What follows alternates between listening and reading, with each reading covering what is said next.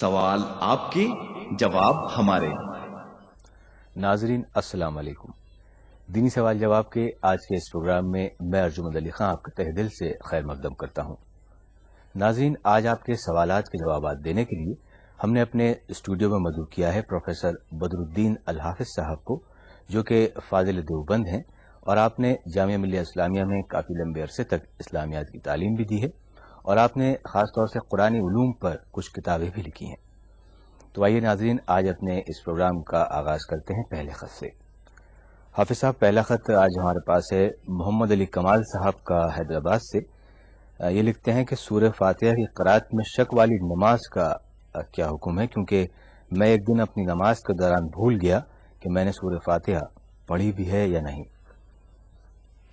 دیکھیے، سورہ فاتحہ کا پڑھنا نماز میں واجب ہے، اور واجب کے لیے اصول یہ ہے کہ سجدہ سہو کیا جائے گا، یعنی بھول چوک کا سجدہ، جسے ہم اور واضح زبان میں کہہ سکتے ہیں۔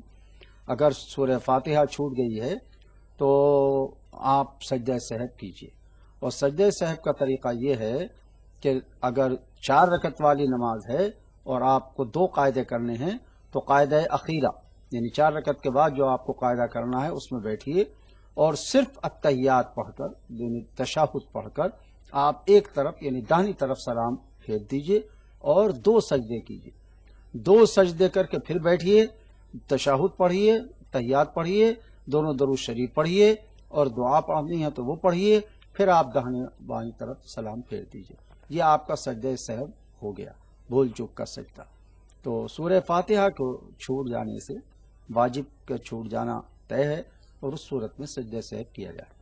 اچھا، سجدہ سہو کے بارے میں آپ نے بتایا، اگر کسی کو ایسا ہو کہ دونوں درود پڑھنے کے بعد خیال آئے کہ سجدہ سہو کرنا تھا مجھے اور میں نے کیا نہیں، تو کیا وہ اس کے بعد کر سکتا ہے؟ بالکل کر سکتا ہے، کوئی حرج نہیں، اس وقت بھی وہ سلام پھیر کے وہ سجدہ کر لے۔ بہت شکریہ حافظ صاحب۔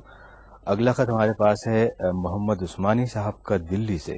یہ لکھتے ہیں کہ ایک حدیث ہے کہ جس نے پیاز یا لہسن کھایا وہ 3 دن تک ہماری مسجدوں میں نہ آئے، تو میں اس کے معنی سمجھنا چاہتا ہوں آپ سے۔ بھئی دیکھیے، اس کا جو مفہوم ہے وہ کھلا ہوا ہے کہ حضور صلی اللہ علیہ وسلم بدبودار کسی بھی چیز کو مسجد میں آنے سے روکنا چاہتے ہیں۔ اب اس میں ظاہر ہے کہ اسی لیے مسجدوں میں اگربتیاں وغیرہ جلائی جاتی ہیں تاکہ وہاں خوشبو رہے۔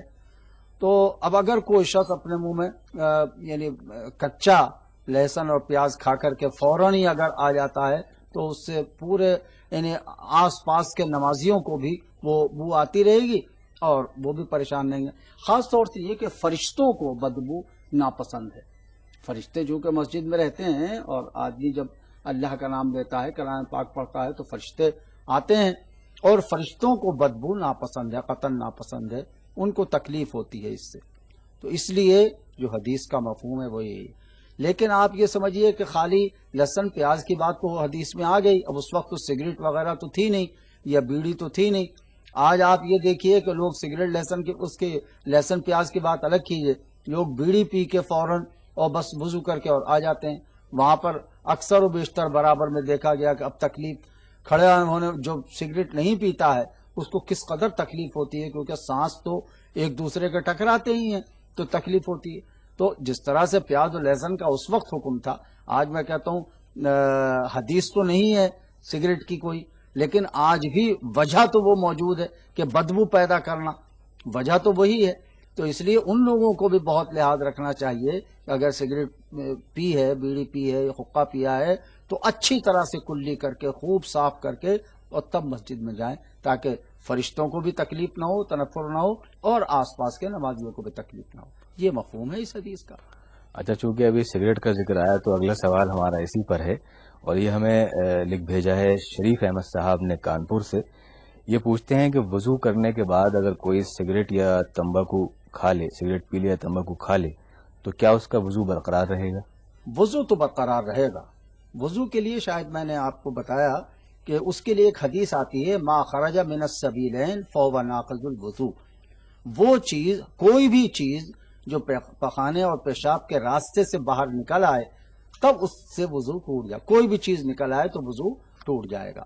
تو ظاہر ہے کہ یہ اس حکم میں تو نہیں آتا، چاہے آپ کھانا ہی کھا لیں پورا، آپ نے وضو کیا، وضو کے بعد پورا کھانا کھایا اور کھانا کھا کے اب آپ نماز پڑھ رہے ہیں، تو اس سے نماز تو ہو جائے گی، وضو تو نہیں ٹوٹے گا۔ اسی طرح سے آپ نے سگریٹ پی لی، تو سگریٹ پینے سے یا پان کھانے سے وضو ٹوٹے گا تو نہیں۔ بہتر یہ ہے کہ اس سگریٹ والے منہ کو دھوئیں جس میں آیا ہے اچھی طرح سے کلی کر کے، بہت اچھی طرح سے کلی کر کے تب آپ نماز ادا کیجیے، اور کوئی حرج نہیں ہے اس میں۔ اچھا، اسی طرح سے حافظ صاحب، اگر جیسے آپ نے کہا کہ کھانا بھی کھا سکتا ہے وضو کر کے، کسی نے وضو کر کے کھانا کھایا اور وہ کلی کرنا بھول گیا اور اس نے نیت باندھ لی نماز کی، تو کوئی حرج نہیں، نماز ہو جائے گی۔ بہتر تھا، یہ افضل یہ تھا کہ وہ وضو تھا، لیکن اگر کلی نہیں کی ہے اور منہ میں کچھ نہ کچھ اس کا لذت اور مزہ رہ بھی گیا کھانے کا، تو کوئی حرج نہیں، نماز ہو جائے گی، نماز تو ہو جائے گی۔ اچھا، کلی جب وہ کرے کھانے کے بعد، تو جیسے کہ وضو میں تو 3 دفعہ کرتے ہیں، تو کسی نے جلدی میں 1 دفعہ کر لی؟ دیکھیے، اس میں وہ اطمینان کرنا ضروری ہے کہ آپ کے منہ کے اندر کی جو ایک مزہ اور لذت تھی، یہ جس سے جو آپ کو ڈسٹرب کر سکتی ہیں نماز میں، وہ نکل گئی یا نہیں نکل گئی۔ اگر وہ ایک ہی کلی میں صاف ہو گئی، معمولی سا کھانا کھایا تھا، آپ نے کوئی چیز چکھ کے ہی دیکھی تھی خالی، اور وہ ایک کلی میں صاف ہو گیا، تو کوئی حرج نہیں ہے۔ اگر آپ کا یہ محسوس ہو رہا ہے کہ میرے دانتوں میں بھی کچھ اڑ گیا ہے، منہ میں زیادہ مزہ ہے، تو اس کو تو 3 کلیاں کر لی تو ہو گیا۔ بہت شکریہ حافظ صاحب۔ اگلا خط ہمارے پاس ہے نور عالم صاحب کا بھوپال سے۔ انہوں نے لکھا ہے کہ میں بعض دفعہ دیر رات تک کاموں میں پھنسا رہتا ہوں اور پھر اس کے بعد میں سوتا ہوں، تو پھر فجر کی نماز زیادہ تر میں ادا نہیں کر پاتا اور میری ہمت بھی نہیں ہوتی، اور میں وہ فجر کی نماز گھر ہی میں پڑھ لیتا ہوں، تو کیا میرے لیے یہ چیز جائز ہے؟ دیکھیے، جواز کی اگر آپ بات کہہ رہے ہیں تو جائز تو نہیں ہے، کیونکہ نماز کا گھر میں پڑھ لینے کا جو عذر ہے، وہ عذر یہ ہے کہ آپ چل نہ سکتے ہوں، بیمار ہیں، بخار ہے، اور کوئی ایسی تکلیف ہے کہ ڈاکٹر کہتا ہے کہ صاحب اگر آپ نکل کے باہر جائیں گے تو ہوا لگے گی، ہوا لگنے سے آپ کا بخار میں اضافہ ہو جائے گا، اس صورت میں تو آپ گھر میں پڑھ لیں نماز۔ ورنہ یہ ہم کہہ دیں کہ نہیں صاحب آپ چونکہ رات کے تھکے ہوئے تھے لہذا آپ کے لیے جائز ہے، جائز نہیں ہے، پڑھ لیتے ہیں آپ، مجبوری ہے۔ اور یہ تو کھلی ہوئی بات ہے کہ جو جماعت سے آپ نماز پڑھتے اور 27 نمازوں کا ثواب ملتا، وہ تو مل ہی نہیں رہا ہے، 27 نمازوں کا ثواب تو آپ کو مل نہیں رہا ہے۔ وہ تو آپ چاہے کوئی بھی مجبوری ہو، اگر آپ کو بخار بھی ہے اور آپ نے مجبوری کو گھر میں نماز پڑھی، تب بھی وہ جماعت کا نماز تو آپ کو ثواب تو آپ کو پھر بھی نہیں ملے گا۔ تو یہ جواز کی بات تو ہم نہیں کہہ سکتے۔ اب مجبوری کو آپ گھر میں، یعنی آپ جس کو اپنی مجبوری سمجھ رہے ہیں، شرع اس کو مجبوری نہیں قرار، وہ اس کو شرعی مجبوری ہم نہیں کہہ سکتے۔ ٹھیک ہے، تھک گئے آپ تو تھوڑا سا ہمت کیجئے، جائیے مسجد، جائیے جماعت سے پڑھیے، جہاں اتنی تکلیف ہے نماز پڑھنے کے بعد لیٹ جائیے۔ حافظ صاحب، ایسے ہی ہمارے ایک عزیز ہیں، کیونکہ فجر کی نماز کا سوال تھا یہ والا، تو انہوں نے ایک بار ہم سے یہ کہا کہ صاحب میں جو یہ کرتا ہوں کہ میں رات دیر تک میں کاموں میں پھنسا رہتا ہوں اور فجر کے لیے میں اٹھنے کی ہمت نہیں کر پاتا، اور میں اٹھتا ہوں کوئی 7 یا 8 بجے قریب، تو اس وقت میں فجر کی نماز ادا کرتا ہوں، اور میں نے یہ اپنا چونکہ میرا معمول یہی ہے کہ میں رات دیر تک کام کرتا ہوں، تو پھر فجر کی نماز بھی میری یہی اسی طرح ادا ہوتی ہے کہ 7 یا 8 بجے قریب، تو اس بارے میں ذرا سا آپ بتائیے۔ بالکل، دیکھیے وہ ان کا یہ عذر قابل قبول نہیں ہے۔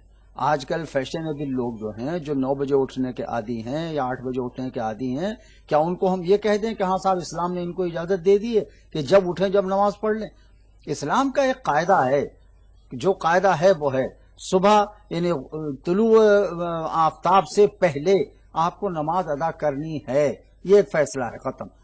اگر آپ کسی بھی وجہ سے آپ نماز طلوع فجر سے پہلے، وہ آفتاب کے طلوع ہونے سے پہلے ادا نہیں کرتے ہیں، تو آپ بہرحال ایک جرم تو ہے آپ کے اوپر، مجرم تو ہیں، چھوٹے ہیں کہ بڑے ہیں، لیکن آپ یہ کہیں صاحب میری عادت بن گئی ہے۔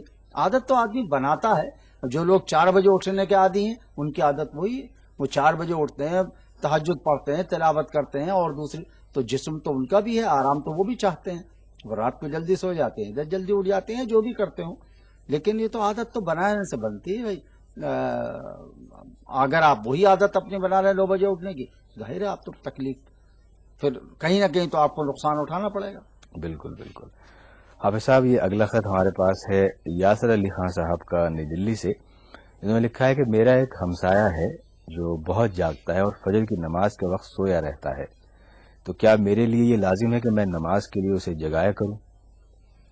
لازم تو نہیں ہے، اخلاقاً یہ ہے کہ آپ بہت ہی ادب کے ساتھ اس کو اٹھا دیں، جیسے بھی ممکن ہو، گھنٹی بجا کے ہو یا ٹیلی فون کر کے ہو یا اور بھی کوئی طریقہ آپ کے پاس ہو تو آپ اس کو اٹھا دیں ادب سے۔ ایسا بھی نہ ہو کہ اگر کوئی بدمزاج ہے اور جھگڑنے کے لیے تیار ہو جائے تو پھر اگر آپ نے اپنا فرض ادا کر دیا، اگر آپ نے اس کو ایک مرتبہ دو مرتبہ اٹھا دیا اور وہ اب ناراض ہوتا ہے اس پر تو پھر آپ چھوڑ دیجئے، کیونکہ ہم اپنا فرض ادا کر چکے۔ وہ اگر نہیں مانتا ہے تو پھر وہ جانے اور اللہ پاک جو کچھ بھی اس کے ساتھ کریں گے، لیکن کہہ دینا بہتر ہے شرافت کے ساتھ۔ حافظ صاحب، یہ بات تو رہی پڑوسی کی اور ہمسائے کی، لیکن ہم نے یہ سنا ہے کہ ماں باپ کے لیے جو ہے یہ چیز ضروری ہے، کیونکہ اس بارے میں سوال کیا جائے گا۔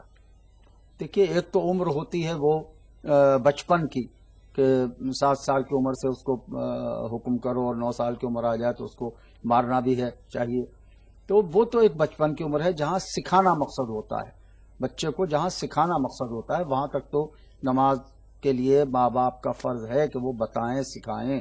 اب جب وہ بالغ ہو گیا اور اس کو خود اتنی سمجھ آ گئی، جب کھانے کمانے اور ہر کام کا وہ سمجھ رکھتا ہے، نوکری کرنے کی سمجھ رکھتا ہے، تو اب یہ اس کو معلوم بھی ہے کہ ہاں یہ فرض ہے میرے اوپر، وہ جانتا ہے کہ میرے اوپر فرض ہے، تو اب ماں باپ کے اوپر کوئی ذمہ داری نہیں۔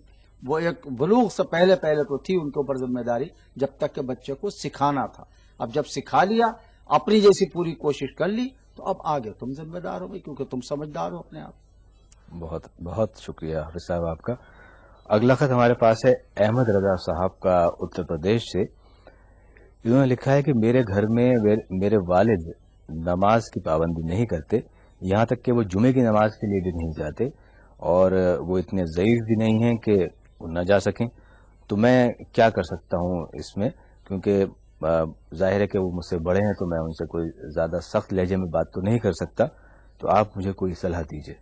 اس میں سیدھی بات یہ ہے کہ آپ کے بڑے ہیں وہ، لہذا آپ ان کو کوئی حکم تو نہ دیجئے، خوبصورت انداز میں اشاروں میں، کبھی کبھی اشارہ کر دیا، کبھی کچھ کہہ دیا ہلکے الفاظ میں، اس میں کوئی حرج بھی نہیں، لیکن آپ کوئی حکم نہ دیجئے، کوئی سخت بات نہ کہیے ان سے، کیونکہ ادب کے لیے بہرحال قرآن کریم میں حکم یہ ہے کہ وَلَا تَقُلْ لَهُمَا اُفٍّ، یہ 15ویں پارے کی ایک آیت ہے کہ اپنے ماں باپ کو تم اف تک بھی مت کہو۔ تو اب اف تک بھی مت کہو، جب یہاں تک ہے تو پھر ہم سختی تو کر نہیں سکتے، ہم اس منزل میں تو ہم ہیں نہیں۔ ہاں، ادب سے اشاروں میں کہہ دیا، بس ختم، آپ کا فرض ہو گیا، کافی، کیونکہ وہ خود ذمہ دار ہیں، وہ خود جانتے ہیں، نہیں پڑھتے ہیں تو بھائی وہ جانے۔ لیکن حافظ صاحب، ایسا ہم نے سنا ہے کہ یہ کہتے ہیں لوگ کہ اگر گھر میں ایک فرد بھی نماز نہ ادا کرتا ہو یا پابندی نہ کرتا ہو تو اس کا اثر یا اس کا گناہ جو ہے وہ سب پر ہی عائد ہوتا ہے، کیا یہ چیز ہے؟ گناہ تو نہیں ہوگا، اس کا گناہ سب پر تو نہیں ہوگا۔ اب ایک شخص اگر نہیں پڑھتا ہے تو کیا سب کے سب اس کی وجہ سے جہنم میں کیوں جائیں گے بھائی؟ ہاں، اتنا کر سکتے ہیں کہ بھائی اس کو اشارتاً کہہ دیجئے اور بتا دیجئے، سمجھا دیجئے، بس ختم بات، اور کیا۔ نہیں، ایسا تو نہیں کہ اس کا گناہ سب پر ہوگا، کیوں ہوگا اس کا گناہ سب پر؟ ہر شخص بلوغ کے بعد اپنا ذمہ دار ہے، ہر شخص اپنا ذمہ دار ہے۔ بہت بہت شکریہ حافظ صاحب۔ تو ناظرین، اس کے ساتھ ہی ہمارے آج کے دینی سوال جواب کے پروگرام کا وقت اب ختم ہوتا ہے۔ اگر آپ بھی ہمارے اس پروگرام میں شامل ہونا چاہتے ہیں تو ہمیں خط لکھیے۔ خط لکھنے کے لیے ہمارا پتہ نوٹ فرما لیجیے۔ دینی سوال جواب، E T V Urdu, Ramoji film city, Hyderabad 501-512۔ Email سوال جواب 123@yahoo.co.in۔ اس کے ساتھ ہی ہمیں اجازت دیجیے، کل آپ سے ضرور ملاقات ہوگی، تب تک کے لیے خدا حافظ۔